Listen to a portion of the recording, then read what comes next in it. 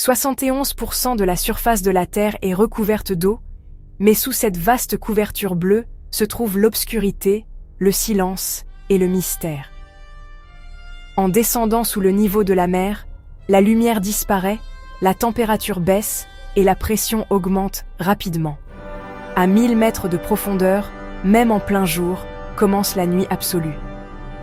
Les créatures vivant dans ce royaume sombre ne ressemblent à aucun autre écosystème sur Terre. Pendant des millénaires, l'humanité a traversé les océans, pêché et s'est installée sur les côtes, mais l'exploration des profondeurs n'a vraiment accéléré que depuis quelques siècles. Les civilisations anciennes ne connaissaient les mers que depuis leur surface. Le philosophe grec Posidonius utilisa une corde lestée de plomb en 85 avant J.C. pour mesurer la profondeur et trouva plus de 2 km. Pour l'époque, c'était un chiffre presque inimaginable. Cependant, face aux véritables profondeurs, ces mesures n'étaient que de simples plongées en surface. La véritable histoire des profondeurs commence avec la rencontre de la technologie et des navires de recherche au XIXe siècle. En 1872, le HMS Challenger de la Royal Navy britannique mit les voiles. Cette expédition de 4 ans a posé les bases de la science océanique.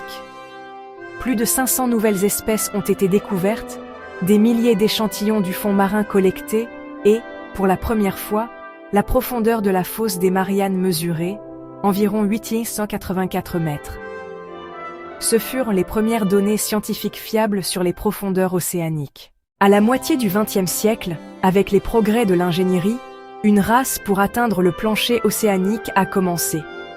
En 1960, le bathyscaphe Trieste a plongé jusqu'au Challenger Deep dans la fosse des Mariannes.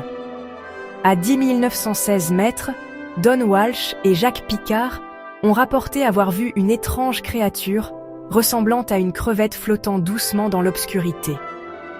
Ce fut le premier contact humain avec le point le plus profond. Pendant un demi-siècle, cette profondeur n'a plus été visitée. Jusqu'en 2012, lorsque le célèbre réalisateur et explorateur James Cameron est descendu en solo au Challenger Deep à bord de son navire Deep Sea Challenger. Après lui, en 2019, Victor Vescovo a établi un nouveau record avec 10 928 mètres. Même des déchets plastiques ont été retrouvés lors de ces plongées, preuve que même les endroits les plus profonds n'échappent pas à l'impact humain. Les efforts pour atteindre les profondeurs ont parfois été assombris par des tragédies. En 1961, le bathyscaphe Archimède a subi de graves problèmes techniques lors d'un essai. L'équipage a échappé de justesse à la mort. Plus récemment, en 2023, le submersible Titan a explosé en descendant vers l'épave du Titanic, tuant 5 personnes. Ces accidents rappellent à quel point les profondeurs marines peuvent être impitoyables, tant sur le plan technique que physique. La profondeur moyenne des océans est d'environ 3688 mètres.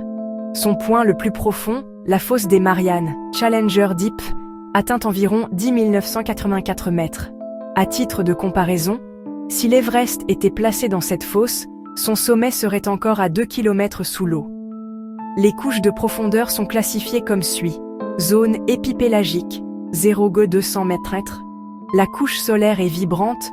Zone mésopélagique, 200 et 1000 mètres. Lumière faible, créature bioluminescente commune. Zone bathypélagique, 1000-4000 mètres. Obscurité totale et forte pression. Zone abyssopélagique, 4000-6000 mètres. Profondeur plate, désertique, zone adopélagique, plus de 6000 mètres. Tranchée et fosse océanique profonde. Alors que la profondeur était autrefois mesurée avec des cordes lestées, aujourd'hui, les ROV, véhicules télécommandés, AUV, véhicules sous-marins autonomes, et les systèmes sonars avancés sont utilisés. Ces robots peuvent diffuser en direct depuis des milliers de mètres de profondeur avec des caméras haute résolution. Certains AUV développés dans les années 2020 peuvent explorer pendant des mois sans intervention humaine. Chaque plongée profonde apporte de nouvelles surprises aux scientifiques. En 2017, une espèce d'amphipode géant a été découverte dans la fosse des Mariannes. On a découvert que les requins du Groenland pouvaient vivre jusqu'à 400 ans. Autour des sources hydrothermales, des écosystèmes totalement indépendants de la lumière du soleil et alimentés par la chimiosynthèse ont été découverts. Ces trouvailles donnent des indices dans la recherche de vie extraterrestre. Seulement 20% des océans ont été cartographiés en détail. La diversité biologique des profondeurs, les médicaments, minéraux et effets sur le climat non découverts nécessitent que la recherche se poursuive.